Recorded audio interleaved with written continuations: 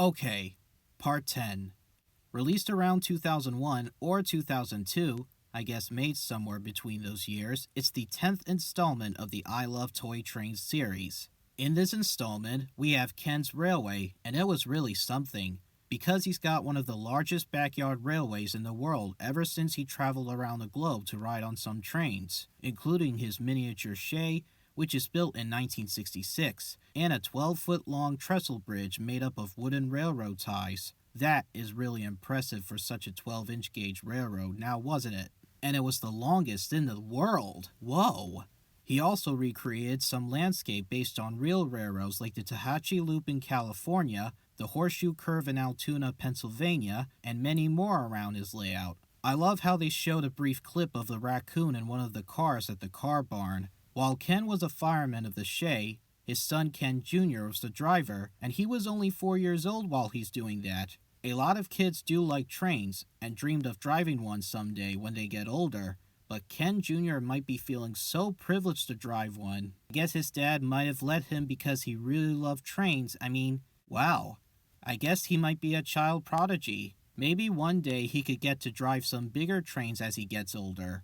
The MTH car wash was really nice. Again, one of the newer O-Gauge accessories like the Sinclair gas station. But to be fairly honest, I think the pre-war/post-war accessories had more charm to them, like the 97 coal loader, the 164 log loader, the 165 magnetic crane, the 3015 bascule bridge, and my personal favorite, the 397 coal loader. I think those accessories provide so much action to an O-Gauge layout, and even though they were toys, there's so much more than that. They're like industrial machines that operate, but at Lionelville. This segment had the sugarcane train in Maui, Hawaii. Believe it or not, I think Jeff and his family went on holiday in Hawaii during the summer of 2001 to the Lahaina, Kalapaui, and Pacific Railroad to capture some shots of the sugarcane train. It's really cool to see the sugarcane train in here and the beautiful landscape of the island of Maui underneath the big blue tropical skies. It was so pretty to see this. I don't think it was something they had ever done before. The sugarcane train was a landmark on the Isle of Maui that takes passengers on a 40-minute excursion from Lahaina, then Kalapaui, and then to Kapoli, which is north of Kalapaui, and back again. It was called the sugarcane train because a long time ago, during the 19th century, the train carries piles of raw sugar from the fields of the West Maui Mountains to the local mills of Lahaina, and the refined sugar that was shipped all across the world to many markets, growing a booming economy for the sugar trade. They weren't pulling any sugar today because of obvious reasons, but it had been restored as a tourist railroad line in 1969. It operated a couple of steam locomotives to pull some open-air cars to carry some passengers across Maui's tropical beauty. One of the trains from the railroad is pulled by the Anaka, which is my favorite locomotive from the fleet. I like how they had the Anaka locomotive heading the train. It's such a pretty engine. It really fits the title for her to be called the sugarcane train, despite never pulling any sugar before.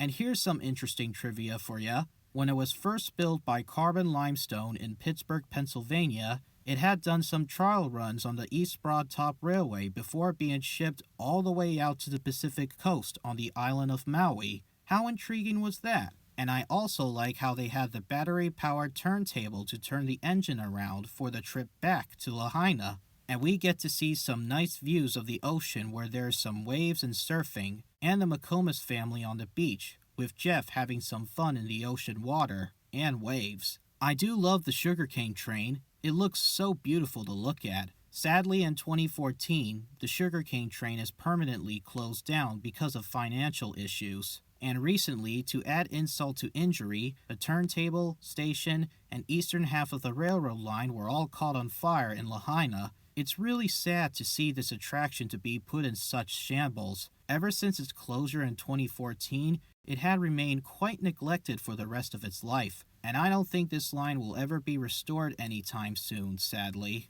We will miss it so much. Back at the studio, we see two models of the Union Pacific Giants, the Big Boy and the Challenger, two legendary articulated engines on the Great Big Rollin' Railroad that can haul over 900,000 tons of freight to carry across state to state. Plus, both engines were used for railfan trips as it traveled everywhere around the West Coast and Midwest.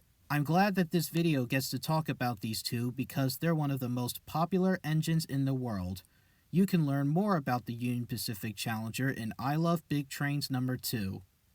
And then we've got this second Toy Train Hall of Fame segment, this time being about the pre-war era of Lionel. I like the lights blinking around the tunnel and the paper that indicates the first 5 inductees of the toy trains as they come out of the tunnel tearing through it. Although I don't know why number 5 isn't shown on the Flying Yankee. And a bit of fog machine smoke all around the tunnel looks really good. It's mesmerizing. As for me, it's hard for me to pick what were my top 5 toy trains are from the Lionel pre-war era. But here we go once again for another top 5 list. So in other words, here are my picks for the first 5 inductees into the All-American Pre-War O-Gauge Toy Train Hall of Fame. Let's delve into this list, shall we? Number 5. The Pennsylvania Railroad's B6. I like this model of the Pennsy B6 the best because it looks more convincing as a real steam locomotive than the scale or real-life Pennsy B6s that you guys usually saw. And the engine was the perfect complement to the scale freight set, the same freight set that the Lionel Hudson pulls. In the pre-war era, the B6 comes with a towing bell inside the slope-back tender, and in the Richard Kuhn era of Lionel, it was reissued with some digital sound effects like the chuffing, whistling, and bell ringing just like the real thing. Number 4. The Milwaukee Roads Hiawatha. The real Hiawatha is built by Otto Kuhr during the 1930s. This set had the colors of maroon, gray, and orange. I love seeing this train speeding by as the lights in the windows blur. Such a cool set. Number 3. The Pennsylvania Railroad's Torpedo. Another pre-war streamlined passenger set on this list. Since I live around a local area where the Pennsy used to run at, this is one of my favorite engines. The striking design of the Pennsylvania Railroad's Torpedo is designed by Raymond Loewy. Lionel had made a fine model out of it. Number 2. The Hudson Rail Chief set.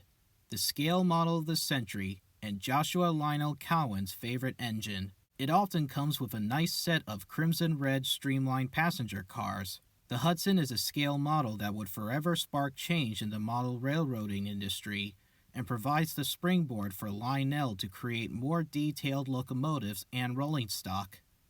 And now for number 1. Drum roll, please. The Blue Comet.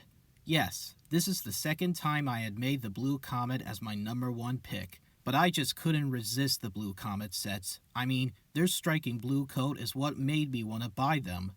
Anyway, I love this Blue Comet set. The O-Gauge version, also known as the Baby Blue Comet set. The 263Es were my favorite pre-war engines because of its unique design of being a switcher, while at the same time being a mixed traffic engine on a toy train set or layout. It's got some cool lighting in the windows of the passenger cars, the red light bulb under the boiler to simulate the firebox, and that clickety-clack noise as it ran along the tracks, which is irresistible to hear. I personally like the 263E steamers from any set, including this one here. And there we go. That is my first 5 inductees into the All-American O-Gauge Pre-War Hall of Fame. Once again, drop a comment down below and tell me what are your own personal first 5 inductees of the pre-war era are. I would like to hear your thoughts and opinions on why they were your top picks. Now on to the songs themselves once again. Well, no new songs were made for this video. Oh, I take it back, there's the Rock Island Line song, which I stand corrected for. The Rock Island Line song is about the Rock Island Line Railroad itself, mostly consisting of footage of the Rock Island Alco FA diesels, plus some clips of the MTH Rail King I Love Toy Trains dockside switchers, double-heading the freight set. Rock Island Line is a mighty fine road. Rock Island Line is a road to ride. Rock Island Line is a mighty fine road. If you're gonna ride it, get like your flank. Get your ticket at the station of the Rock Island Line. The song feels really catchy and it is fast-paced. It's one of my personal favorite renditions of the Rock Island Line folk song. Plus, it was featured in the My Mama Was a Train album sometime later.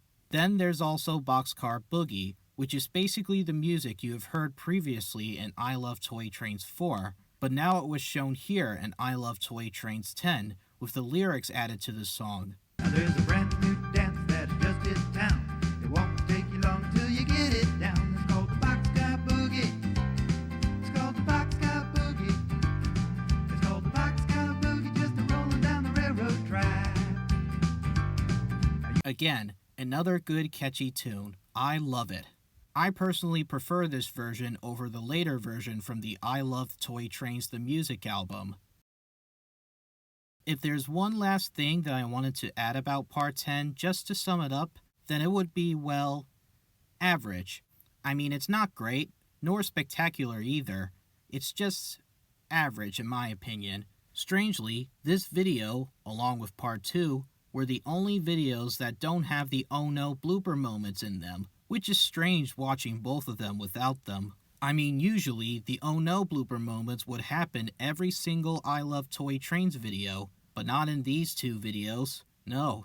However, this video still got some gems in it like the sugarcane train, Ken's Backyard Railway, plus the longest miniature railway trestle bridge in the world, learning about the UP's Big Boy and Challenger, the Rock Island Line and Boxcar Boogie songs both done by James Coffey, the MTH Car Wash, and the second Toy Train Hall of Fame, with the pre-war trains in it. Plus a cool tunnel showing which train is going to come out from the top 5. A lot of these segments are really good. Tomorrow, this will be the moment that I'll be waiting for. The best I Love Toy Trains video ever. And that's going to be none other than Part 11 itself. I am so excited. Now there's a brand